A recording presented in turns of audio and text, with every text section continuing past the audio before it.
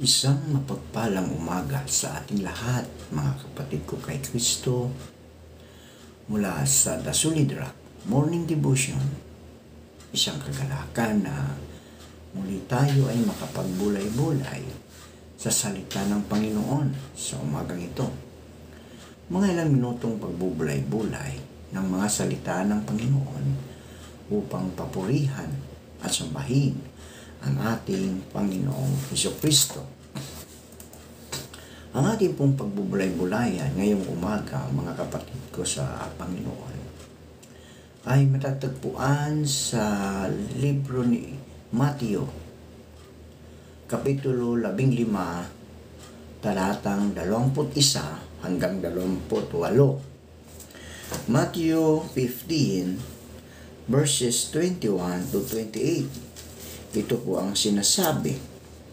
At umalis doon si Jesus at lumigpit sa mga sakop ng Tiro at Sidon. At narito ang isang babaeng Kananea na lumabas sa mga hangganang yaon at nagsisigaw na nagsasabi, "Kahabagan mo ako, O Panginoon, ikaw na anak ni David. Ang aking anak na babae ay pinahihirapang lubha ng isang demonyo."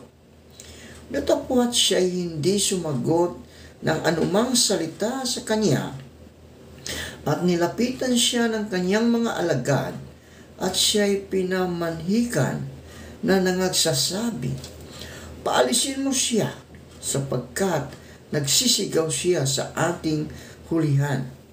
Datapwat siya'y sumagot at sinabi, "Hindi ako sinugo, kundi sa mga tupang nangaligaw sa bahay ni Israel." Datapwat lumapit siya at siya'y sinamba niya na nagsasabi, "Panginoon, sakluluhan mo ako." At siya'y sumagot at sinabi, "Hindi marapat na kunin ang tinapay sa mga anak at itapon sa mga aso."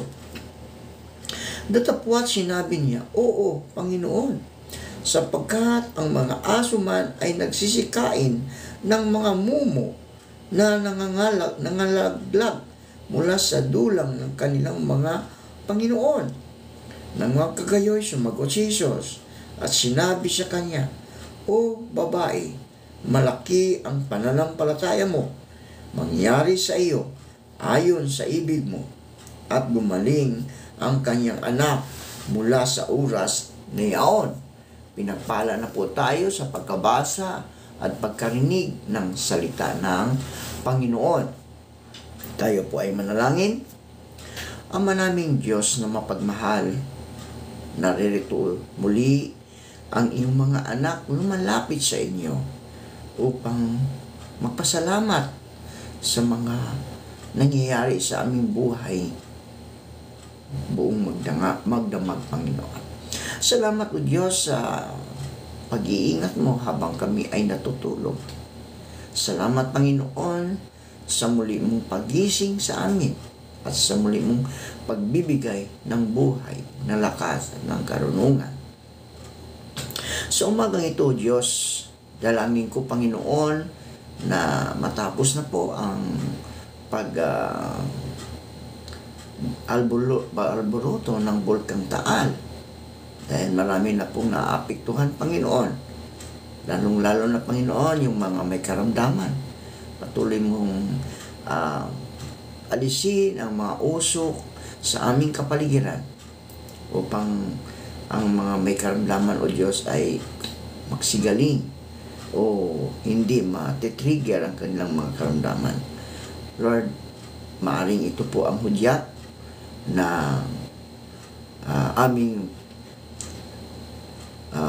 haharapin, Panginoon, ang mga kalamidad. Pero Lord, hindi pa ito ang saktong panahon, pagkat hindi pa, Panginoon, ang iyong kalooban ang masusunod. Lord, patuloy ko rin itinataas sa inyo ang mga kaibigan namin may mga sakit, may mga karamdaman. Patuloy mo silang abutin upang sila, O Diyos, ay magkaroon ng kagalingan sa mga karamdamang kanilang tinataglay. Ilayo mo sila sa anumang kapahamakan, Panginoon. Amin din naalala sa inyo, Panginoon, ang aming mga kaibigan na nagsisipaghanda. Ang iba ay papasok sa kanilang mga trabaho. Panginoon Hesus, ingatan mo po sila. Lalong-lalo na sa panahon ngayon na mausok ang kapaligiran dahil sa Bulkang Taal, Panginoon. Ingatan mo po ang aming mga kababayan na makarating sila sa kanilang mga trabaho na maluwalhati, O Diyos. Gayon din po, O Diyos, dalangin ko na ang mga estudyante na ngayon ay hindi sila papasok sa kanilang mga paaralan, bagos gagamitin ngayon ang online, Panginoon, ang technology upang substitute sa mga face-to-face na pag-aaral, Panginoon. Ingatan mo po, tulungan mo po ang mga mag-aaral na ito at maging ang kanilang mga guro, Panginoon, na makapag-tasi sila na maayos ang mga internet ng bawat isa, Panginoon. Dalangin ko din, O Diyos, ang mga kaibigan naming mga OFW nagtatrabaho sa ibang bansa. Sila po ingatan mo doon. Ilayo mo sila sa anumang kapahamakan. Lalong-lalo na, Panginoon, yung mga kaibigan namin nagtatrabaho sa mga bansang may kaguluhan, may giyera, O Diyos. Balong ni Panginoon, dalangin kong ilayo mo sila sa anumang mga kapahamakan doon. Lalong-lalo sa lugar ng Lebanon, Israel, at iba pa, Panginoon, na merong mga Pilipino na nagtatrabaho. Ingatan mo po sila, O Diyos. Ilayo mo sila sa kapahamakan. Proteksyonan mo po sila, Panginoon. Amin nilalapis sa inyo, O Diyos, ang mga kaibigan naming nawawala ng mga mahal sa buhay. Dahil sila po ay naroon sa iyong piling, Panginoon. Ikaw, O Diyos, ang siyang magbibigay kaaliwan para sa mga naiwanan, O Diyos, upang kanilang matanggap ang mga pangyayari sa buhay na naman kami po ay temporary lang dito sa mundong aming ginagalawan. Dahil ang tunay namin tahanan, Panginoon, ay ang tahanan ng aming manliligtas, ang buhay na walang hanggan. Panginoon Hesus, patuloy ko rin itinataas sa inyo ang mga kaibigan namin na magsiselebrate ng kanilang kaarawan at kanilang mga wedding anniversary. Patuloy mo pong pagpalain ang bawat isa sa kanila. Ilayo mo sila sa kapangan. Proteksyonan mo po sila, Panginoon, upang maging matagumpay ang kanilang mga pagdiriwang ng kanilang mga kaarawan at wedding anniversary, Panginoon. Lord, sa umagang ito, patuloy ko rin tinataas sa inyo ang aming mga kaibigan na naghahanap ng trabaho, ito man ay lokal o abroad, naway makasumpong sila ng trabaho sa tulong ng banal mong Espiritu upang sila, O Diyos, ay magkaroon ng hanap buhay. Dalangin ko, Panginoon, ang aming mga kaibigan na magsisihan ng pauwi sa kanilang mga tahanan dahil panggabi po sila sa trabaho. Ingatan mo po sila, Panginoon. Naway ang antok ay hindi nila mararanasan habang sila ay nagbabiyahe, lalong-lalo na kung sila, Panginoon, ay nagdadrive ng mga motor. Lord, ingatan mo silang makarating sa mga bahay nila upang sila doon ay makapagpahinga para sa madagdagan ang kanilang mga lakas na nawala dahil sa buong magdamag sila ay naghahanap buhay. Lord, maraming salamat po sa aming mga panalangin sa matamis na pangalan ni Jesus. Amen. Amen.